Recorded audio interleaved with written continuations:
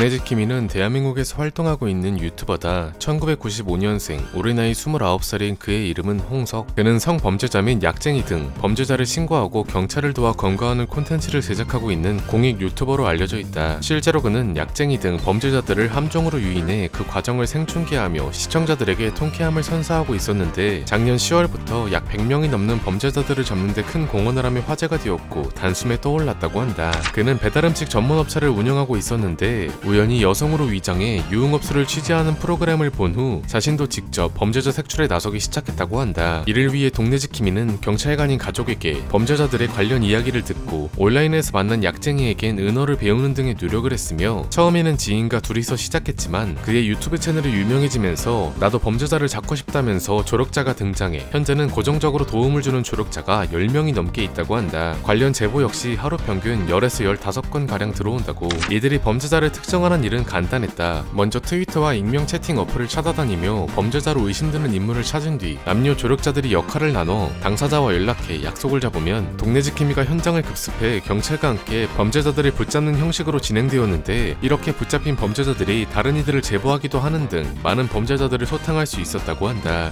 하지만 위험천만한 일을 했기에 반대로 목숨의 위협을 받는 일이 생기기도 했었다고 하는데, 범죄자를 붙잡기 직전 그가 동네지킴이를 차로 치고 도망가 큰 부상을 입는 사건도 있었다고 한다. 참고로 그가 유튜브로 얻는 수입은 한 달에 약 100만원 정도로 알려져 있는데, 차량 유지비와 편집자 급여 등으로 월 300만원씩 나갔기에 큰 적자였지만 그는 어린 아들이 살아갈 미래는 더 좋은 환경이었으면 한다 라는 좋은 마음가짐으로 범죄자 참교육 콘텐츠를 찍고 있었다고 하며, 실제로 3개월 만에 범죄자 약 100여 명을 검거하는 데 도움을 줬다고 한다. 그렇게 하루 한 명씩 1년 안에 365명을 잡는 게 목표라는 그의 자경단 활동. 하지만 사법당국은 우려의 시선을 보이고 있었는데, 그가 신고에 그치지 않고 피의자를 검거하는 과정을 실시간으로 송출하고 있었기 때문이었다. 서울 모 경찰서 형사과에 근무 중인 경찰관 A씨는 검거 과정을 일반 국민들에게 다 공개해버리는 게 수사에 방해되는 요인이라면서 잠복 차량이며 직원들의 얼굴이 방송을 통해 노출될 우려도 있고 보복이라도 하는 사람이 있다면 그 또한 경찰에게 부담으로 돌아온다고 말하면서, 혹시나 돌발 상황이 발생할까봐 동네지킴이의 라이브 방송을 틀어놓고 상황을 예의주시한다고 밝히는가 하면, 또 다른 경찰관 B씨는 순수한 정의구현이 목표라면 신고만 하면 되는데 결국 유튜브 수익과 구독자를 늘리기 위해 경찰을 이용한 것으로 느껴진다 라고 말하면서, 우연히 발견된 범죄를 신고하는 거라면 몰라도